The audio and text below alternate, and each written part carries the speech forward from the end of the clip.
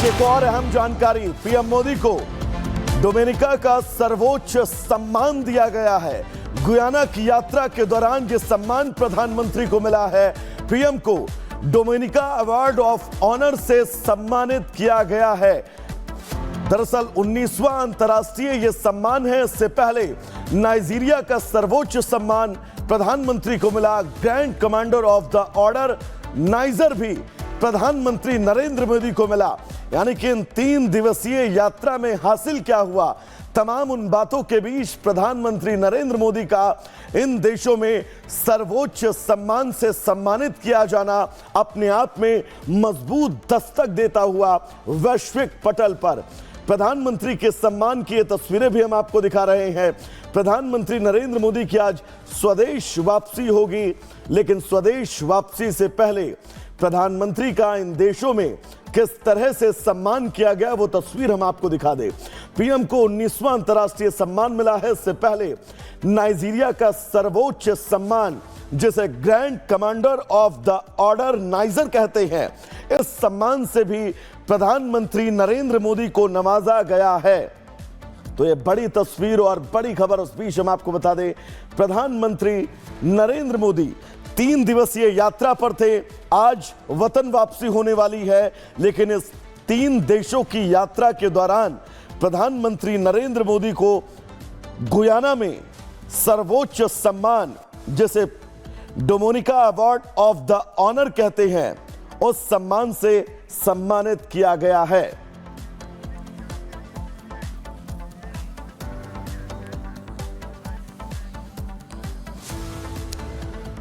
तो इन तस्वीरों के बाद अब आगे बढ़ेंगे, महाराष्ट्र की बात करेंगे। दरअसल महाराष्ट्र में बिटकॉइन का मामला अब तमाम लोगों के लिए गले की फांस बनने वाला है, क्योंकि सीबीआई ने मामला दर्ज कर लिया है।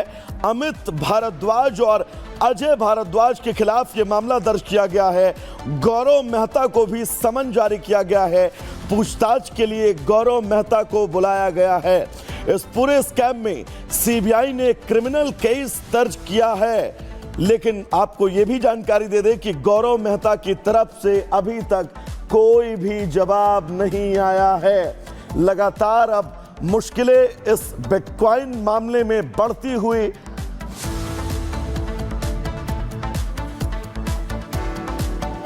तो सीबीआई ने क्रिमिनल केस दर्ज कर लिया है इस पूरे मामले में। बिटकॉइन स्कैम से जुड़ी ये बड़ी खबर आपको बता दें। अब बिटकॉइन स्कैम कई लोगों की गले की फांस बनने वाला है। दर्शकों, हार कर जीतने वाले को ही हम बाजीगर कहते हैं।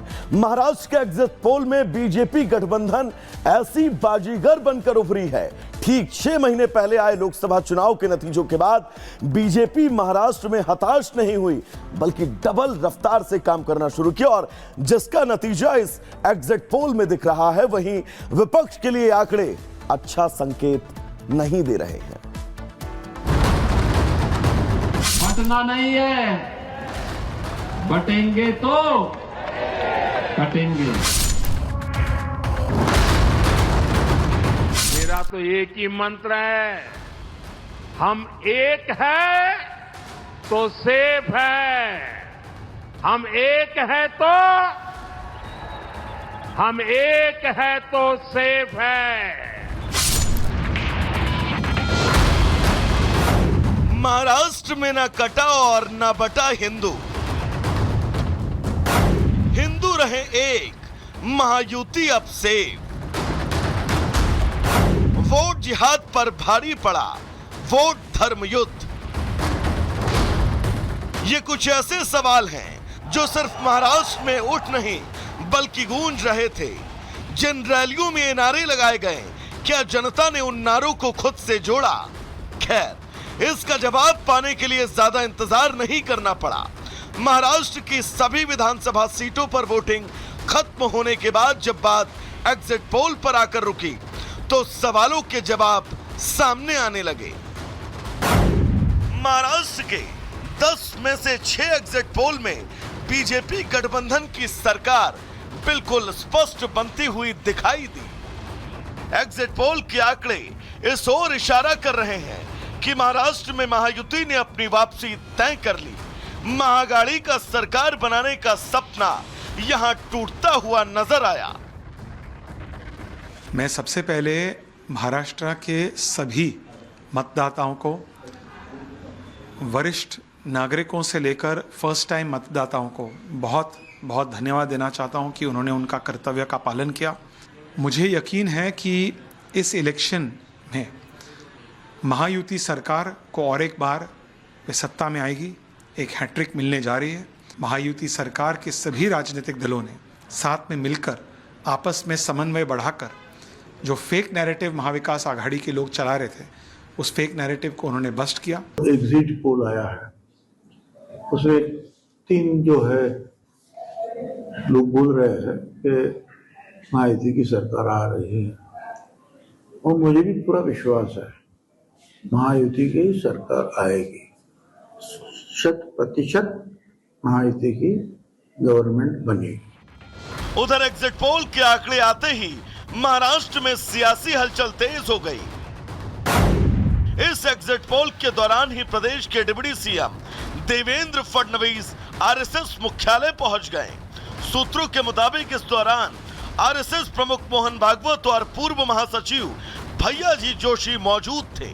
सूत्रों ने बताया कि फडणवीस संघ मुख्यालय में करीब 15 से 20 मिनट मौजूद रहे। एग्जिट पोल के आंकड़े जहां बीजेपी के कॉन्फिडेंस को हाई कर रहे हैं, तो वहीं अघाड़ी सरकार को अब भी लगता है कि जीत उसकी होगी। मुझे ऐसा लगता है कि जब जब वोटिंग परसेंटेज बढ़ता है तो बीजेपी को ही उसका फायदा होता है। तो मैं ऐसा मानता हूं कि निश्चित रूप से ये जो बढ़ा हुआ वोटिंग परसेंटेज है, ये बीजेपी और हमारे अलायंस के लिए, महायुति के लिए ये फायदा हमको देगा और इसका फायदा हमको होगा।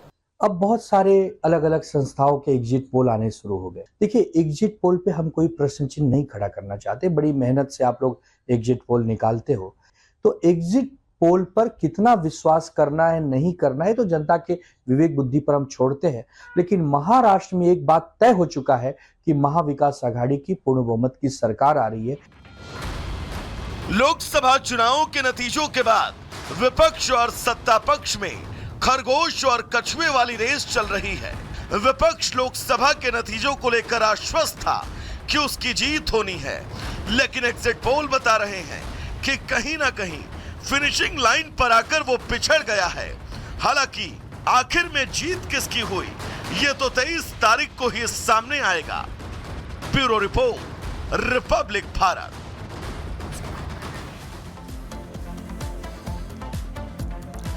तो दर्शकों, एग्जिट पोल के नतीजे इस तरफ इशारा साफ कर रहे हैं कि महायुति की सरकार एक बार फिर से महाराष्ट्र में बनने वाली है। लेकिन महाराष्ट्र को अगर हम रीजन में बांटें तो 6 रीजन में महाराष्ट्र को बांटते हैं। सबसे पहले बात अगर विदर्भ भी करेंगे तो यहां पर महायुति को 25 से 33 सीटें मिलने का अनुमान है। एमवीए को 27 से 35 सीटें, जबकि अन्य के खाते में 2 सीटें। वेस्टर्न महाराष्ट्र की अगर बात करें तो महायुति के खाते में 29 से 37 सीटें जाती हुई दिखाई दे रही हैं। एमवीए के खाते में 32 से 38 सीटें, जबकि अन्य के खाते में 2 सीटें।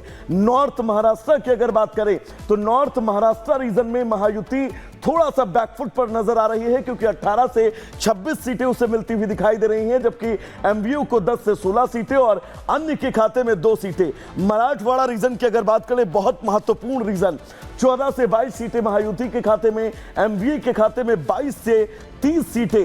इस रीजन में एमवीए जो है वो बढ़त बनाती हुई दिखाई दे रही है, जबकि अन्य के खाते में 2 सीटें। ठाणे कोकण की अगर बात करें तो महायुति के खाते में 21 से 29 सीटें, जबकि एमवीए के खाते में 10 से 18 सीटें जाने का अनुमान है। अन्य के खाते में 2 सीटें। सबसे आखिरी